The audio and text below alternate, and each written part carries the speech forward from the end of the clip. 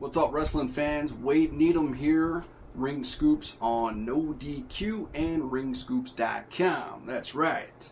So, what am I going to talk about in this video? I was kind of struggling to think of a topic to touch up on this week that I didn't want to rehash. Money in the Bank and Monday Night Raw, because a lot of people, especially on the NoDQ channel, have already given their thoughts on that. And it's Thursday too, so I didn't want to halfway through the week it's already said and done. A lot of things have gone and give my thoughts on Money in the Bank. I'll give my quick thoughts on that. I won't go detailed into it, but I thought it was a pretty good show overall. I don't agree with Sheamus winning the Money in the Bank briefcase. Long story on that. I'll get to that in another video sometime. Kevin Owens versus John Cena, the rematch. Phenomenal match. The first one that they had in Elimination Chamber was great, but the match that they had at Money in the Bank I thought was phenomenal, man. A lot better too. I can't wait to see what's going to happen with those guys. John Cena got his win back, so now you got to have a rubber match sometime, right? But let's see. Seth Rollins retained the WWE Championship, and Battlegrounds can be Seth Rollins versus Brock Lesnar. Should be interesting with that, especially with Sheamus walking around with the Money in the Bank briefcase. So overall, I thought Money in the Bank was pretty good. So there you go. So for the topic of this show, though, for this week, I was browsing through the WWE Network, and I was looking for content for future episodes of my show Retro Wrestling on the RingScoops YouTube channel, youtube.com/RingScoops. And I thought to myself, what if I put together a small list of shows from the WWE Network that, if those that are somewhat new to the WWE or new to wrestling, or, looking for something really cool, to watch on the WWE Network, some recommendations, if you will. And so I put together 10 recommendations that I highly suggest people watch on the WWE Network. Take it for what you will. I know my opinion really doesn't matter to a lot of people, but so there are some people out there that like to hear suggestions from other people about what to watch on the network. And if you have any suggestions for me to watch on the WWE Network, I definitely appreciate it. Leave it down in the comment section down below, and I'll check some of that stuff out. But anyway, so I wrote my list down on my tablet here, and the first one, no particular order. This ain't no top 10. It's just a list of 10. WrestleMania III, I thought was a pretty good pay-per-view. You had Steamboat and Savage. You had Hogan and Andre, and those were very pivotal matches for that time. Especially Hogan and Andre.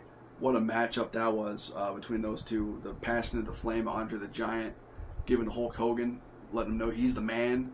And then, of course, you had the workhorses of the show. You had Ricky Steamboat and Macho Man Randy Savage just tear the house down. And I don't care what anybody says if that match was like highly scripted or not. It was still a very entertaining match. I mean, for the fans, we didn't know it was a scripted match. It was just entertainment. So, take it for what you will on that. But yeah, man, WrestleMania III, I thought was a pretty good show.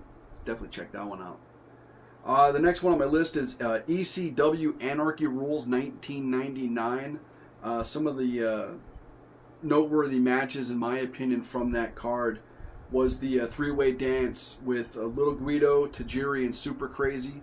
I thought that was a pretty damn good match as well.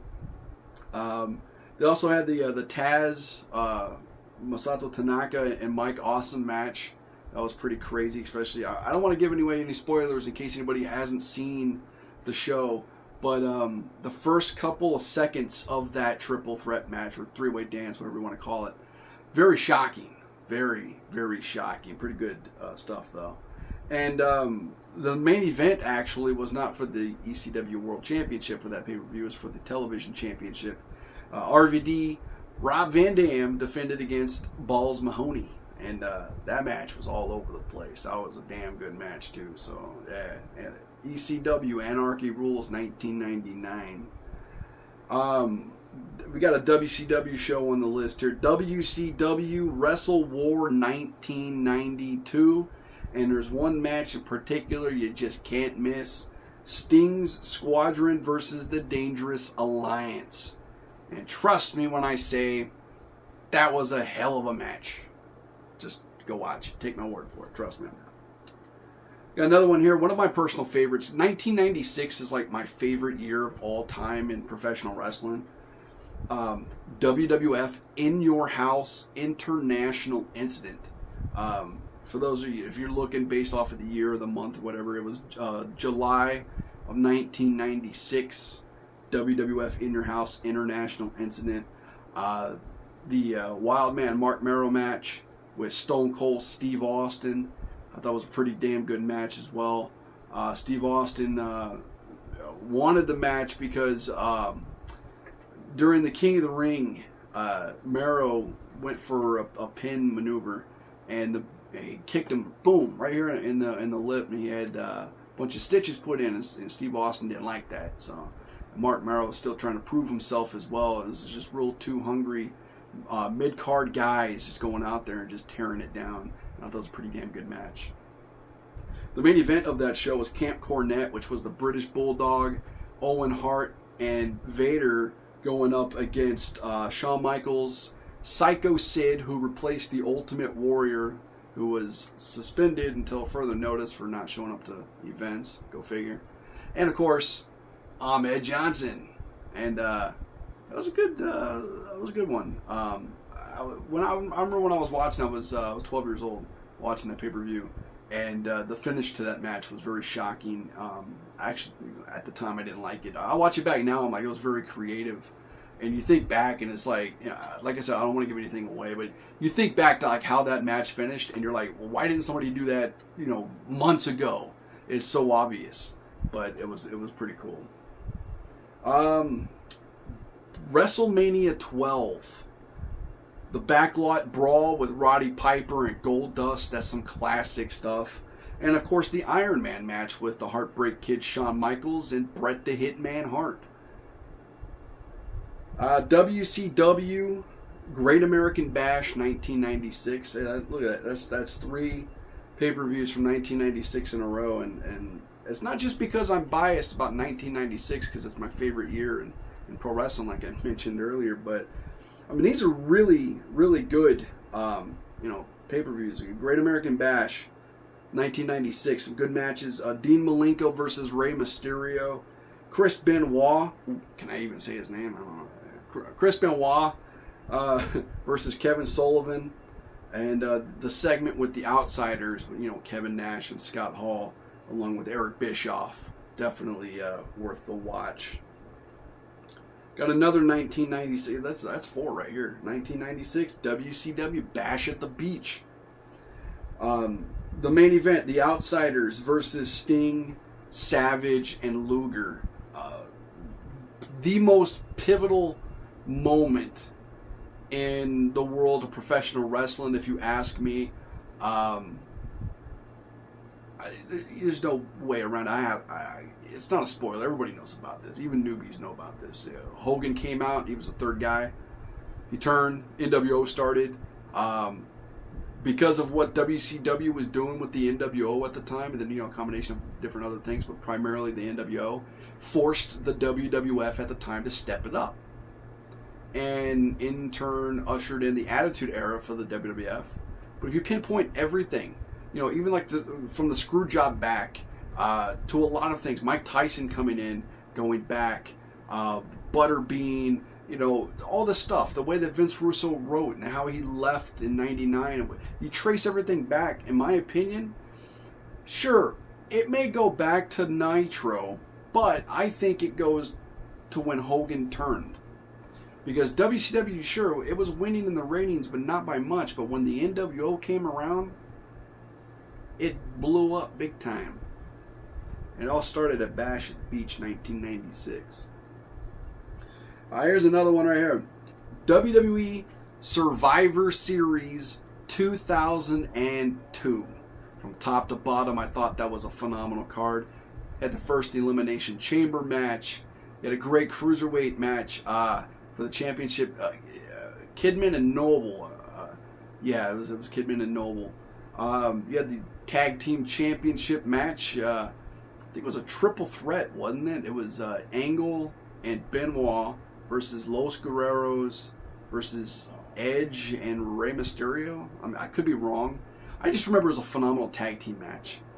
Then you had the hardcore women's match, Trish Stratus and Victoria, and that was great. One of my buddies, Dennis, his favorite line in commentary of all time comes from that match. And that was when Jerry Lawler was trying to put over how nasty and dangerous Victoria was. And Jerry the King Lawler said on the mic, he said, Victoria hasn't been the same since that house fell on her sister. And that, of course, reference to the Wicked Witch, you know, the Wizard of Oz.